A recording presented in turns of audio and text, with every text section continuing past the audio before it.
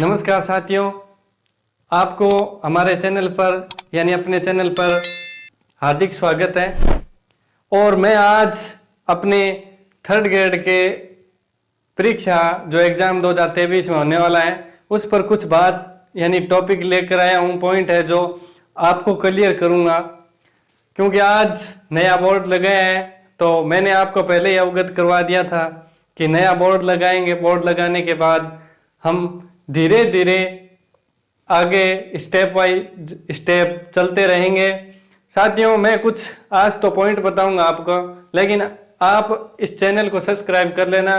आने वाले दिनों में मैं आपके मैथ के जो 5 प्रश्न आ रहे हैं उनकी ऐसी ट्रिक बताऊंगा कि अगर आप प्रश्न करके आओगे तो आपका गलत नहीं होगा। तो साथियों, आज मैं कुछ पॉइंट है अपने, जो पहला है, कुछ दोस्तों का मेरे पास कमेंट आया था कि क्या सर कोचिंग करनी चाहिए, यानी अब हमारे पास थोड़ा ही समय रहा है, इस समय में कोचिंग करनी चाहिए। एक है तैयारी कैसे करें, अब तैयारी कैसे करें, क्योंकि हमारे पास समय थोड़ा बचा है, इसलिए अब तैयारी कैसे करें। किन के पद, क्योंकि अभी रिसेंटली ये चल रहा है कि किन के पद बढ़ेंगे, यानी पद बढ़ने वाले हैं, तो किन के पद बढ़ेंगे।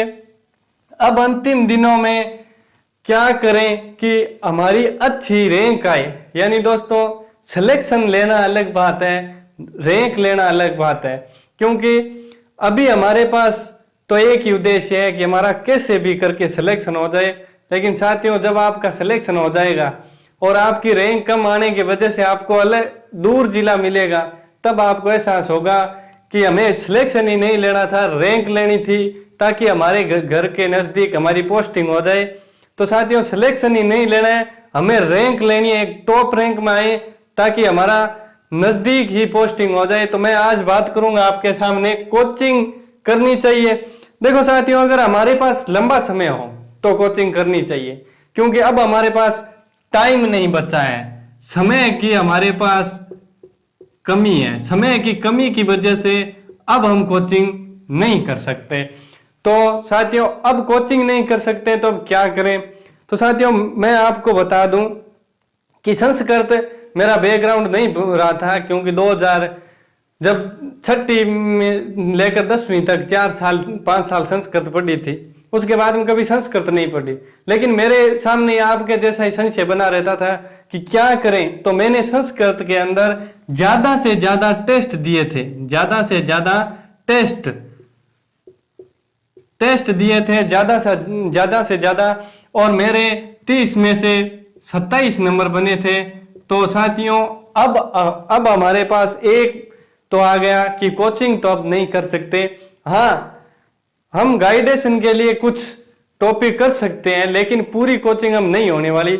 हमें ज्यादा से ज्यादा टेस्ट दो, परिवर्षीय जो पेपर आए हैं उनको जरूर से पढ़ना।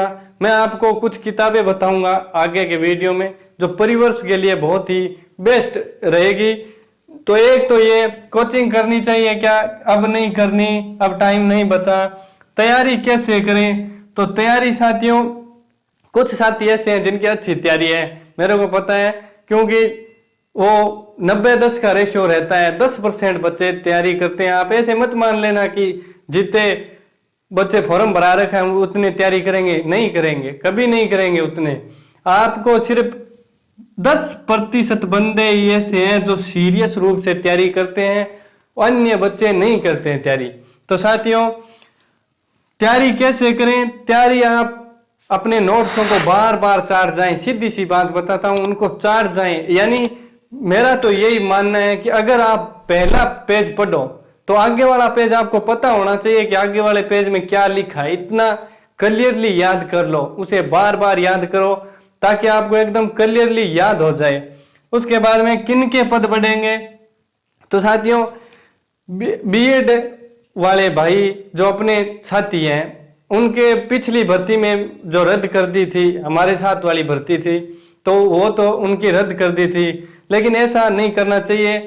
अब मुझे कुछ बयानों से, यानी ट्विटर के कुछ बयानों से ऐसे लग रहा है कि बीएड के जो साथी हैं, यानी जो रीट लेवल 2 है, लेवल 2 वालों के पद जरूर बढ़ेंगे।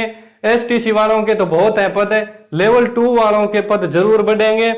और मैं बात करता हूं अब अंतिम दिनों में क्या करें। तो साथियों, मैं अंतिम दिनों को आपको कुछ मंत्र बता रहा हूं। पहला मंत्र तो जितना हो सके उतने टेस्ट, जितना हो सके उतने टेस्ट दो, किसी के भी हो। अपने को ऐसा नहीं है कि उसके साथ मेरा बनता नहीं, उसके साथ नहीं बनता, ऐसा काम नहीं करना है। कोई भी हो, सबके टेस्ट, चाहे ऑनलाइन दो चाहे ऑफलाइन, कहीं भी मिले आपको टेस्ट जरूर देना है। उसके बाद में आप वही किताबें जो आपने पहले पढ़ रखी है, नई किताबें नहीं पढ़नी है, क्योंकि जब आप नया नया पढ़ते रहोगे उतना याद नहीं रहेगा। तो विवेकानंद ने कहा था, मेरे को एक कोटेशन याद आता है उनका, कि आप एक किताब पढ़ो उसमें 10 गलती हैं, 10 गलती हैं तो आपके अंदर 10 गलती ही होगी। अगर आप 10 किताब पढ़ोगे तो आपके अंदर 100 गलतियां हो जाएगी। तो साथियों, अब आपने जो पढ़ रखा है वही पढ़ें, बार बार अपने मन को इधर उधर मत भटकाएं, क्योंकि मन भटकने से ही हमारा सिलेक्शन से पीछे रह जाते हैं। आप वही पढ़ें जो आपने पहले नोट्सों में बना रखे हैं। तो टेस्ट सबसे ज्यादा देने हैं, एक बात। दूसरी बात, बार बार वही पढ़ें। और मैंने पहले ही वीडियो बना रखा है, उसमें सारी किताबों के बारे में बता रखा है कि कौन कौन सी किताब पढ़ें। अगर आपको राजस्थान जीके के अंदर काम करना है तो आप एक 10th की किताब है जो मैंने आपको पहले बताई है, उसे 10 बार पढ़ के जाना, क्योंकि जितने प्रश्न आएंगे उनमें से 50% प्रश्न उस किताब में से होंगे, उस किताब में से ही। बहुत ही अच्छा मैटर दे रखा है। और अपनी जो 6ठी 7वीं 8वीं है उनमें भी बहुत अच्छा मैटर दे रखा है, तो आप उनको जरूर पढ़ना। एक बार नहीं, बार बार पढ़ोगे तब आपको याद रहेगी। तो साथियों, अंतिम दिनों में आप बार बार तैयारी करते रहो। अब थोड़े दिन ही बचे हैं, क्योंकि जब एक बार आदमी पहले पहले परेशान होता है और उसके बाद में धीरे धीरे जब तैयारी हो जाती है, उसके बाद में आपका सिलेक्शन होने के बाद में जीवन हमेशा के लिए सुख में बीतता है साथियों। तो बार बार उसे पढ़ते रहना। और मैंने आपको 4 पॉइंट बताए हैं, उनको जरूर फॉलो करना। अपना चैनल अगर आपको लगे ऐसा कि वास्तव में कुछ बता रहे हैं, क्योंकि हमारा सिलेक्शन कुछ तो अनुभव होगा इसीलिए हुआ है, तो अगर आपको लगे कि वास्तव में कुछ सही बता रहे हैं, हमारे लिए सही है, तो आप हमारे चैनल को जरूर सब्सक्राइब करना और आगे जरूर भेजना अपने साथियों तक। आज के लिए इतना ही काफी, धन्यवाद।